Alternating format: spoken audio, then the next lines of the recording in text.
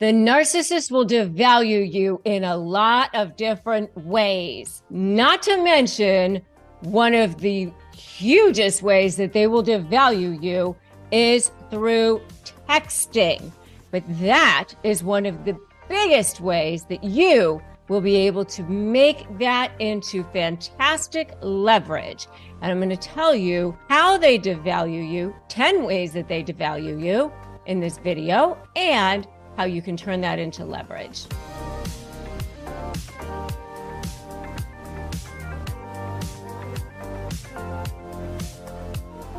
Hi, I'm Rebecca Zung, and I have been recognized by U.S. News as one of the best lawyers in America. I'm also a globally recognized narcissist negotiation expert, and I help you turn yourself around, shift that dynamic, shift the power dynamic when it comes to narcissists.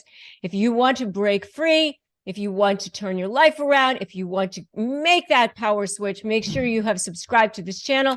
You've hit that notification bell so that you can finally take back your power when it comes to narcissists. Isn't it time that you finally live in joy and finally live in peace and finally have the life that you are so meant to live? Yes, and that is what I want you to have. All right, so let's talk about the ways that narcissists devalue you in texting. Texting is one of the most ridiculous ways that they do it, because this becomes evidence for you down the road. This becomes leverage for you. It also becomes leverage that they can use against you too. Because remember, every text, every email, anything you put your hand to, whether it's a social media post or whatever, becomes a potential exhibit, whether it's a negotiation or becomes potential leverage back against you too. So you want to make sure that you're always keeping your emotions in check as much as you possibly can. They're constantly trying to look for ways to use things against you as well. So remember to be careful. If you want ways for phrases for disarming narcissists, I have a really powerful tool for you. It's a free tool. It's phrases for disarming narcissists, and you can get it at disarmthenarc.com. Just go to disarmthenarc.com and grab those phrases. Okay. So 10 ways the narcissists devalue you in text messages. Well, the first one is that they deliberately send you a baiting text message to bait you, and then they immediately ghost you. They know that you're going to be like on edge. They know that you're going to write back right away, but then they don't write back right away. So, here's the thing that'll happen. They'll accuse you of something that is completely false. They might send you some kind of SOS. I got test results, or I have to go in for a biopsy for something. I might have cancer. And all of a sudden you're writing back, nothing. They'll completely ghost you. So they're baiting you into something, and then they don't respond at all. If they're trying to, suck you back in to talking to them again, if they haven't spoken to you or you haven't spoken to them in a while, it's just sometimes called hoovering, like where they're sucking you back in like a vacuum. You're frantically trying to get a hold of them. You're so worried about them, and they want you to worry, and they want to see that you're still caring about them. They want to see that there's still something there. So that's the first one. Bait you and then ghost you. Number 2 is just deliberately ignore you completely. They don't bait you first. They just deliberately ignore you. A lot of times you will see this when you've gone through the love bombing phase, and now they're conditioning you. This is a conditioning where they want you to now want them, need them, become attached to them. It's all part of this sick sort of game that they play, where they love to play games with your emotions. They want to see that you are worried or attached, or how badly do you want to talk to them, that sort of thing. Like, they can't just be a normal person and respond, because they enjoy that process of manipulating you. Your emotions are a game to them. So that's number 2. Number 3 is they'll deliberately start fighting words with you in a text message when they know it's a big day for you, but they'll make it your fault in some way. You didn't do this, you left in a huff this morning, and then you're over there trying to like assuage their ego and make nice with them while you're also trying to be emotionally stable and whatever, dealing with your big day and whatever it is that you've got going on.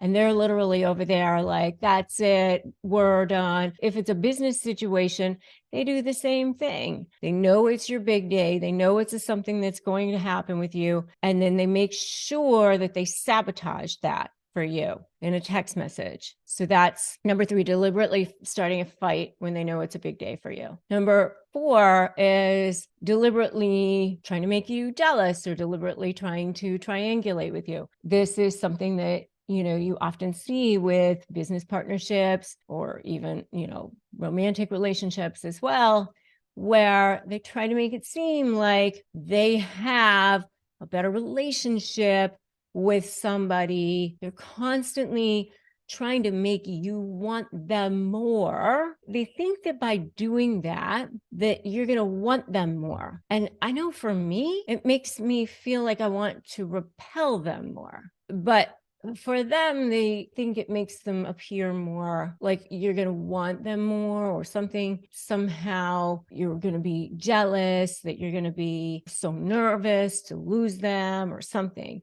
But that's what they do. They deliberately try to make you jealous through text messages. Oh, I just spoke to so-and-so, or I just got off the phone with so-and-so. They really are, love me. They're really into me, or they really like me. It's a subtle devalue. It's a subtle way of letting you know that you're lesser. You're lesser than them. It's just a put down. It's a subtle way of letting you know that you're not as good. Number 5 is they deliberately ignore your boundaries. You've set boundaries. You've let them know. This is especially in any kind of a business partnership, or maybe it's during the discard phase where you've kind of said, I don't want to be in this relationship anymore, or you need to respect who I am or what my boundaries are, or whatever it is. And they just say, you know what, whatever. I'm going to just do whatever I want, and I'm going to just speak to you however I want. I'm going to talk to you when I want.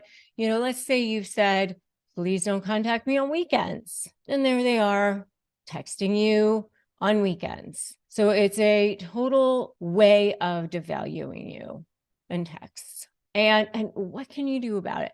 What can you do about any of these things? You can literally subtly just continue to say, this is not okay. These are things that are, deal breakers for me. And you can start to say, you can't speak to me in text anymore. Email is one thing. First of all, I always say have one form of communication, and it should never be text, and it should never be in person. It should always be in email, because email is the least likely to be manipulated. It has a time and date stamp. It's so much better for using in trial exhibits if you end up needing that. Texts are not necessarily going to be good trial exhibits down the road. Sometimes there's an exception, but for the most part, you need the entire conversation.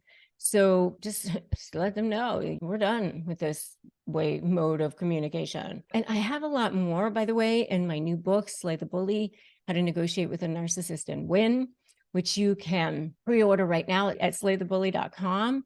And if you go there and pre-order it now, you can get the entire manuscript ahead of time, and you get tons and tons of bonuses for free as well. So I would go there, slaythebully.com, and pre-order it now. And the next one is they completely deliberately ignore your needs. You're trying to explain to them what you need from the relationship, what is hurting you, what your feelings are, what's going on with you. They don't care.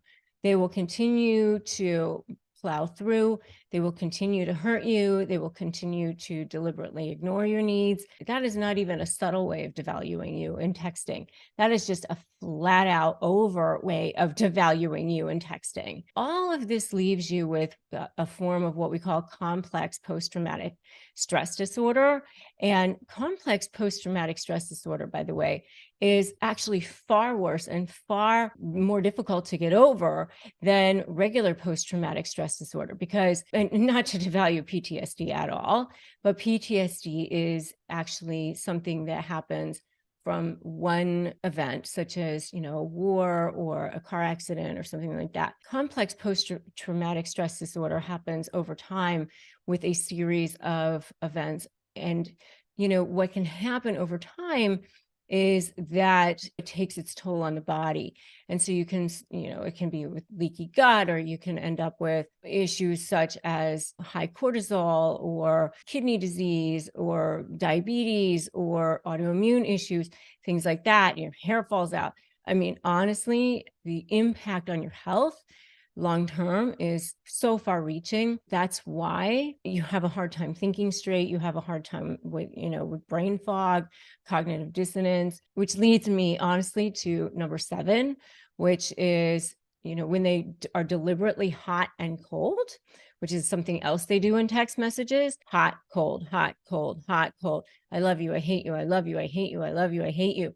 That is what causes something called trauma bonding. And that trauma bonding is what causes it's so difficult to leave. It's so difficult to leave because something that happens in the brain, because you get that dopamine hit and it becomes actually a physical addiction in the brain. It becomes extremely, extremely addictive and difficult. So when somebody is just even and just normal, you don't have those swings, you don't have those highs and lows. And that's what causes such a physical impact on the body, which is why it's so important that you're getting education like this, that you're getting the help and support that you need with channels like mine and other free resources like this, which, by the way, if you don't have access to a support group, go to Narcissist Negotiators with Rebecca Zung on Facebook, which is a huge support group that I have, and get access there, start connecting with people. It's a huge, huge community that I have that is very, very active, and that will help you at least get started with some support. Okay. Number 8 is that they will send texts that were allegedly meant for somebody else, and this is something that you see again in the Hoover phase, like, oh, hey, got my test results or something. Oh, oops, sorry, wasn't meant for you.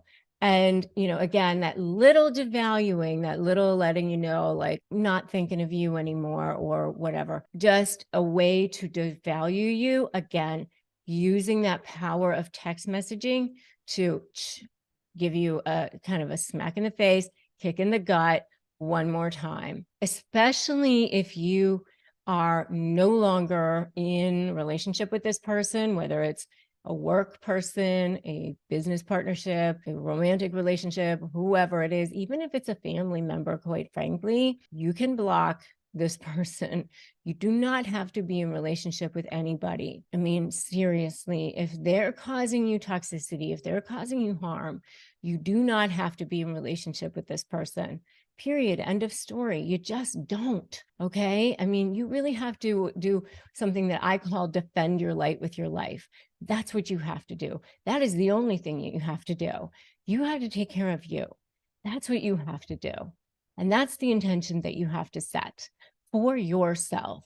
That is what you have to do. If you don't have access to help and support as far as therapy, I do have a sponsor on this channel, which is BetterHelp, and you can go to betterhelp.com/Rebecca Zung to access that. And we receive commissions. It doesn't cost you any extra, but we want you to have access to good resources that have been vetted. Okay. So that's the next one. The next one is deliberately be passive aggressive about things that they said that they were going to do, and then they just don't do them. So yes, I will definitely take care of that. Yes, I will definitely help you. Yes, I will definitely pick that up for you on the way home.